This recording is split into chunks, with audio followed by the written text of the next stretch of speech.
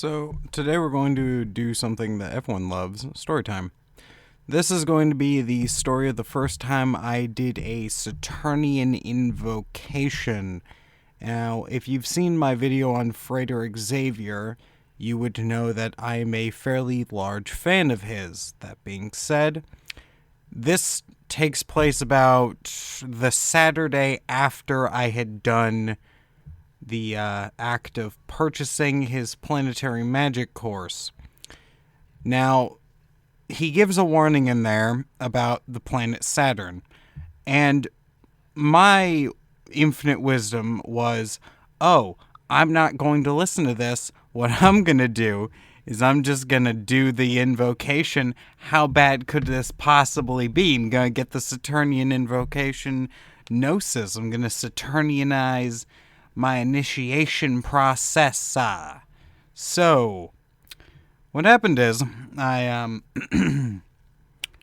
start the invocation. I begin to do the operation, and I get to the Now this is an important lesson for anyone who is doing magic. The first time you do an invocation, or the first time you're doing anything in magic, it will usually result in what is the magical equivalent of an explosion.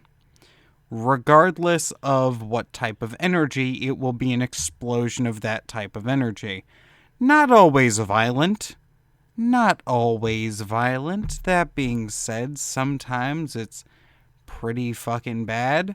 This is one of those pretty bad moments. So, worst thing about this was I had a buddy of mine telling me not to do it, and it's like, you're kind of rushing it. And I was, and he was right, because of what ends up happening here. So, I start this, and I have the ritual idea, and this is the order that I'm going to do things in.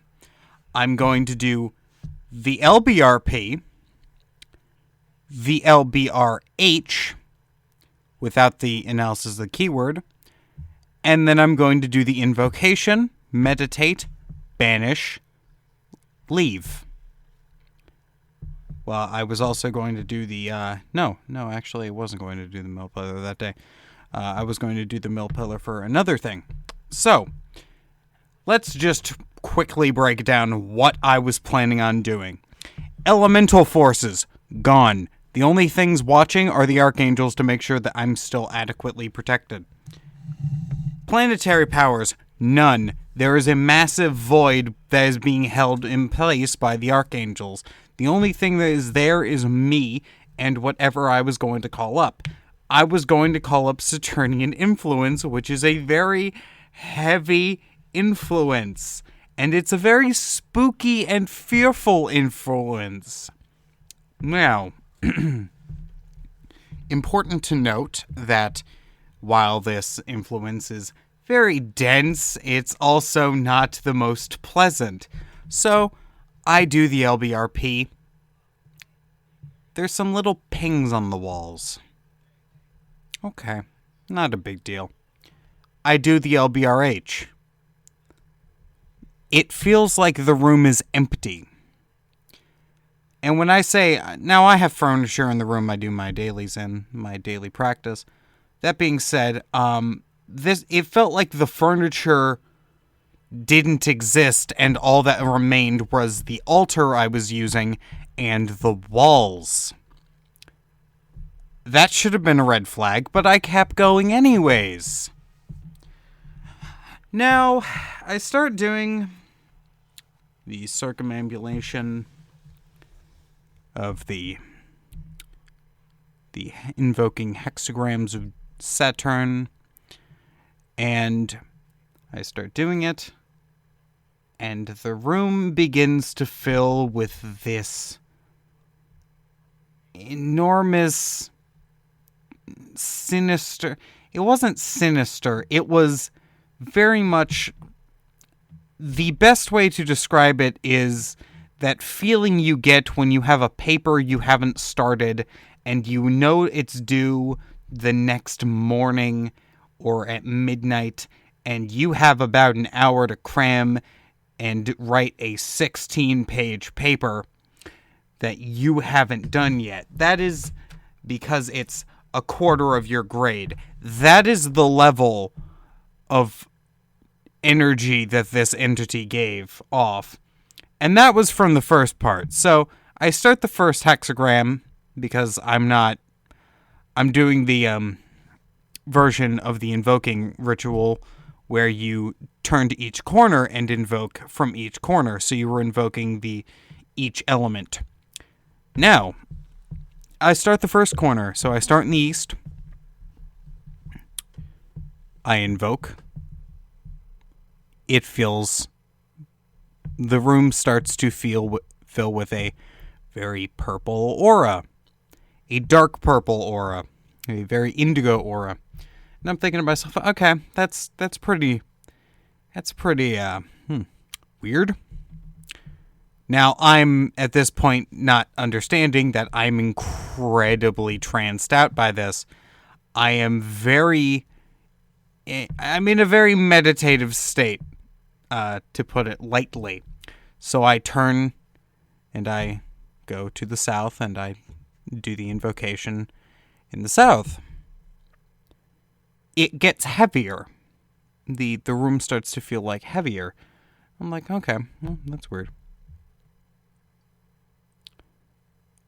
I do it in the south.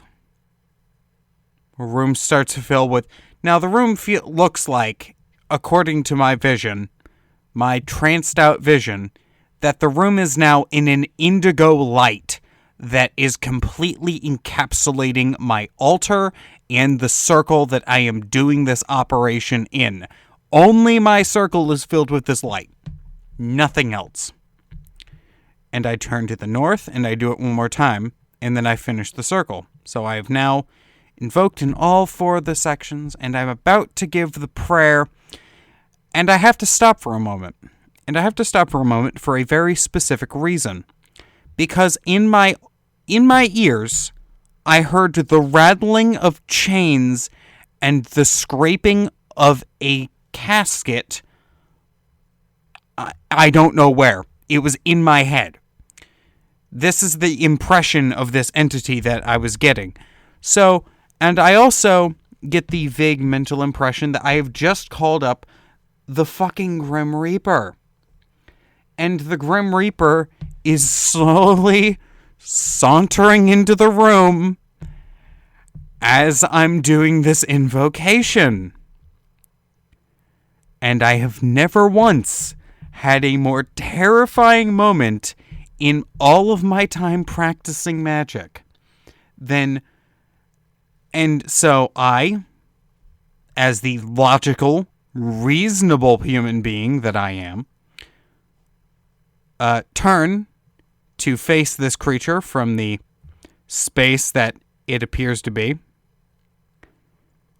And I proceed to look at my notes, look at the next section. The next section is the prayer to Saturn to awaken in the sphere the powers of Saturn. I look at the creature again. Nope.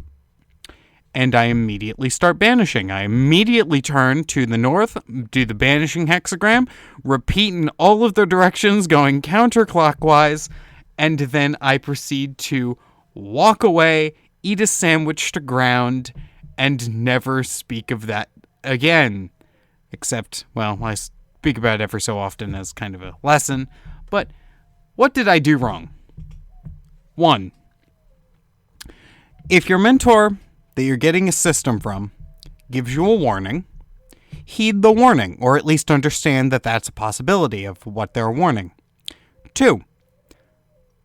Not all rituals need to be done after double banishing.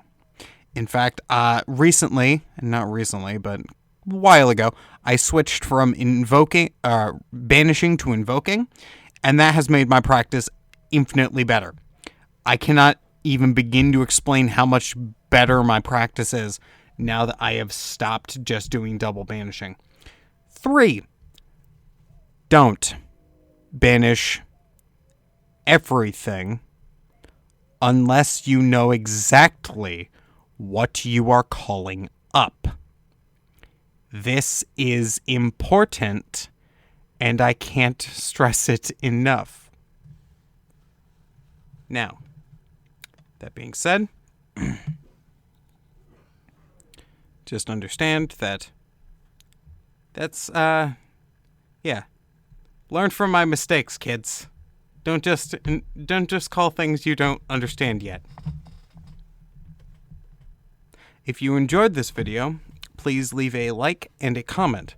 If you really enjoyed this video, please share it with your friends and hit that subscribe button. Thank you. Bye-bye.